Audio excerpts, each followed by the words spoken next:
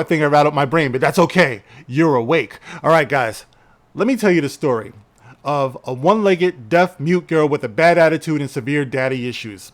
Now, of course, guys, you know in real life, what would we call this? We would call it a red flag. But on Disney Plus, they call it Echo. And I'm going to talk about this. What's up, guys? This is the Gospel According to Mark with a C. He is I, and I am he. Just taking some time to tell you exactly what's on my mind. Let's talk about this show. It begins with this really freaky women nudist colony that lives underground with their two man whores, and they got really bad skin. You can see it. It looks all messed up and all of this stuff. I don't know who they are, where they are, why they're down there. It's not really explained. But they seem to spend most of their time looking at this glowing mud hole in the ground, underground in this cave, until one day the cave begins to collapse on them. One woman holds up her little scrawny arms and tries to hold it up, but it's no use. It comes crashing down on them. The screen goes black.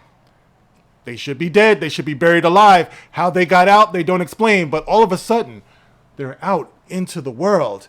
And they catch the worst case of psoriasis because their skin begins to peel and it falls away. And it's revealed that they are, in fact, the supporting cast of Killers of the Flower Moon. And then they go walking off into the woods. And we hear this really mysterious whispering child's voice say, "Her name was Chafa. She saved her people from the cave, and that is the story of the Choctaw." And it's like, what? Who's doing this narration? What is the story of the Choctaw? Why were they down there? You're not explaining. Where did they come from? Are they aliens? Why did they take the form of these Indians? What's going on? But that's the story of the Choctaw. And you never hear this narration ever again. You don't know who this kid is. It's like maybe the director's child just wandered in and just made something up. That's the story of the Choctaw. And it's supposed to sound so meaningful and intense, but whatever. We fast forward something like 2,000 years into the future. Okay, I should also say that they looked at their hands, right? And they saw that they had these mysterious markings on their hands, kind of like what I get when I too much. But anyway, so 2,000 years into the future, we meet young Maya Lopez, all right? For the sake of this video, she will henceforth be known as Milo. Okay, so we meet like 6-year-old Milo and her friend Bonnie, and they're camping out until like the rainstorm comes down. We meet her family too, her parents, her grandparents, all of that stuff. They're all making nice around the fire. They're talking about how they all love peaches. I don't know. But anyway, it starts to rain, and it's a violent rain. It's a stormy rain.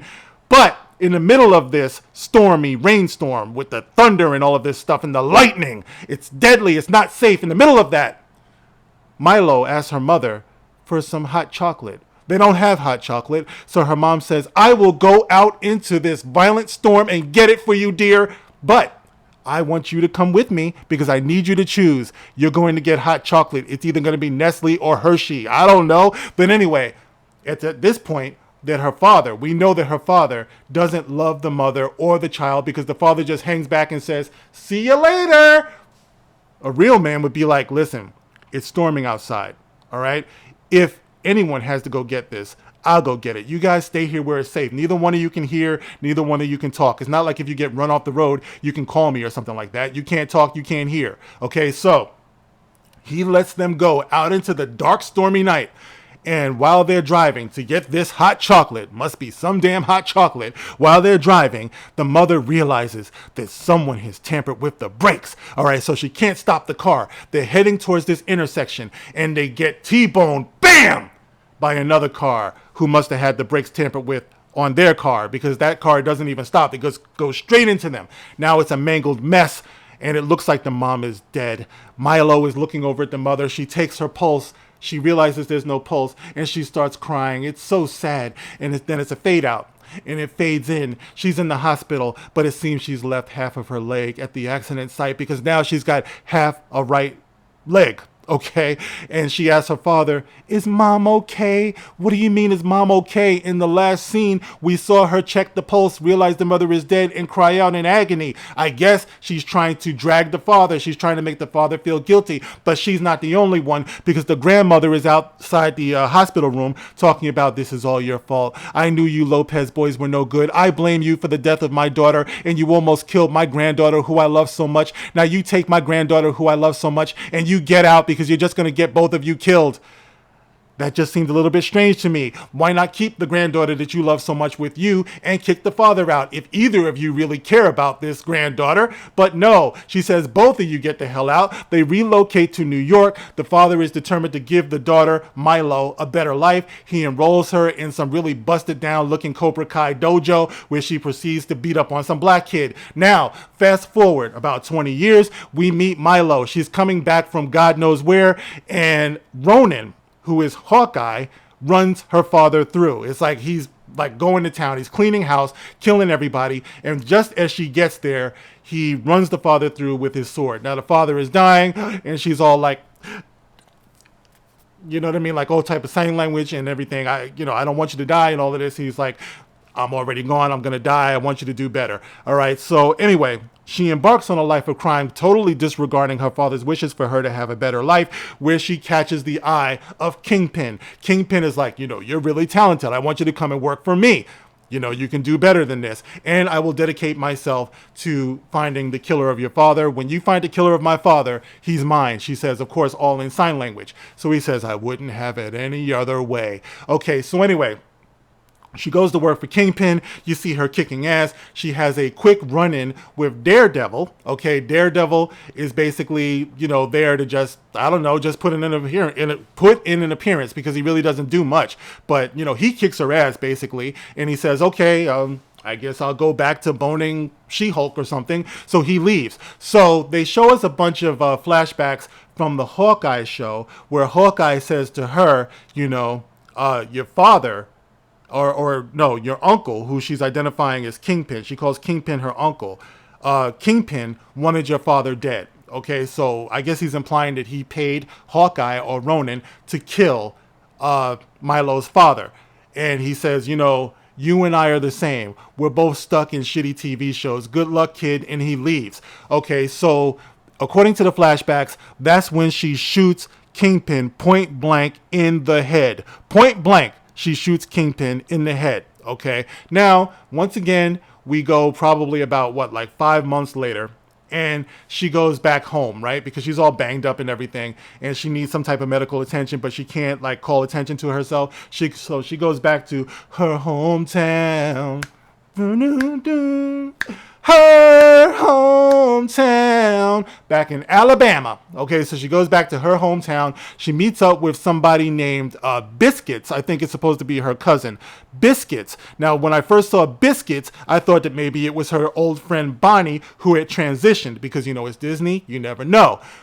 Besides, with a name like Biscuits, there's something going on there, right? But they never explain it. So she introduces herself or reintroduces herself to Biscuits, right? But she says, keep it on the low. I don't want anybody to know that I'm here. She gets herself stitched up, but she also makes it known that Kingpin's got an operation that's going there. And it looks like she wants to take it over because you've seen Kingpin, but now it's time for a queen. Yes, she actually says this in sign language, of course. So it's implied that she wants to take over Kingpin's business. So she does this little train thing where she wants to send a message. And, she's doing all of this stuff that really doesn't matter, right? She's kicking ass. I'll say this, okay? I think the fight scenes were passable, okay? Now, we saw the fight scenes that leaked out earlier. They were basically like rough drafts, if you will. There was no music to it. It was slowed down. But what they show in the show isn't so bad. So you see these fight scenes and stuff like that. She's doing what she's got to do.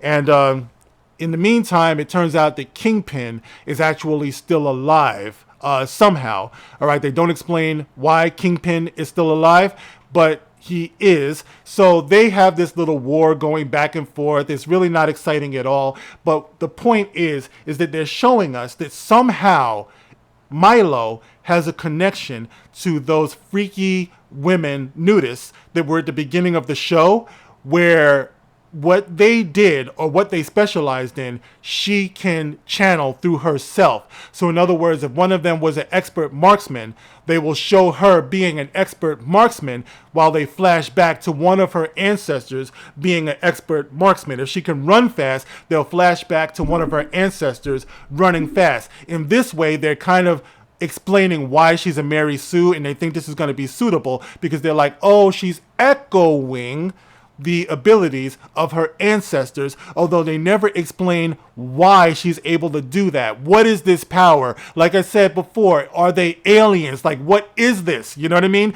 But they never do explain that. So she continues to go through whooping ass, being the best that she can be because she's connected to these people. All right, so the whole situation comes to a head where Kingpin has got her family, and it looks like she's going to lose. Just to make a long story short, guys, because this really wasn't worth my time. It's not worth yours, and I'm sorry I have to talk about this, but if I saw it, then I have to talk about it, all right? So the whole thing comes to a head. They've got her family hostage.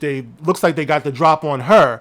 Then, kind of like straight out of The Rise of Skywalker, it looks like she channels all of her family, you know what I mean?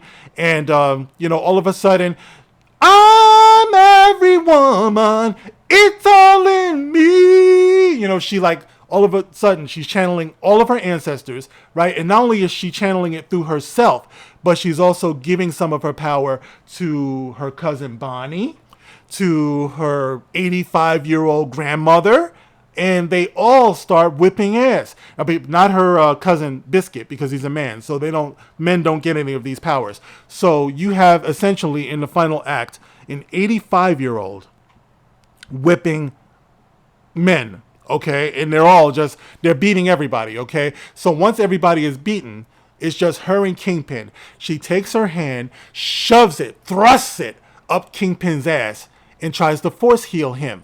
All right, because Kingpin is traumatized because he saw his mother getting beat by his father, so he killed the father. But she's trying to release him from the pain, so she's got her hand all up in there. He's like, "What are you doing to me? What are you doing to me?" She's violating him, but she's trying to help him. Okay, so after it's done, right, and he's had to really confront all of the things that give him pain, he's like, "Oh my God, what's been done to me? Oh, ew!" So he goes running out, jumps in the car, and the henchmen are in the car. They're like, "Boss, are you okay?" He's like, "I'm pretty far from okay, man." Kind of like Pulp Fiction, Marsalis, you know what I mean? So he goes driving off, right? And she's like, "Okay, even though I've killed a bunch of people, I'm going to now act like I've been redeemed. So I'm going to sit down and have a little, cookout or barbecue with my family." And basically, that's the way it ends. Now, I don't know where they go from here because she's a hit person. She's done some terrible things. But just because this happens, I guess they're trying to act like she's some anti-hero now. But guys, listen, the bottom line is that this show was highly, highly unsatisfactory. Unfortunately, this is another L for Marvel. And I didn't expect anything going into this anyway. The only reason why I watched it is because I was going to go on to Yellow Flash's stream, and he wanted everyone to at least be familiar with what we were talking about. Turns out I didn't go onto Yellow Flash's stream that night or last night. So anyway, the point is that this is the reason why I'm talking about it here. So if I had to give this a rating, guys, like I said, I do give it credit for a couple of things. All right, number one, I really did love the theme song. The theme song was pretty dope to me. And believe it or not, I do believe that Milo, the actress who's playing Milo, is pretty solid, all right? She's not the most expressive actress in the world and everything, but it was a very physical performance, and I do give her credit because for the most part, she did rise to that occasion. So I am going to give her credit for that. But otherwise, I would give this probably about 3.5 flushes, guys. You guys know it's a system of 1 to 4 flushes. If you get 4 flushes, that means it's terrible. That means it's full of shit. So this one got 3.5 flushes because it was a waste of time. It meant nothing. It adds nothing to the overall lore. I never want to see this character again. I really don't care about any of these people. It was a time waster and life is too short, guys. But I don't know if you saw it. You can get in the comment section and you can let me know. As always, you can like, you can share, you can subscribe. Thank you for your support. Thank you for the super thanks. And I will catch you on the next one. This is The Gospel According to Mark with a C. Rock on.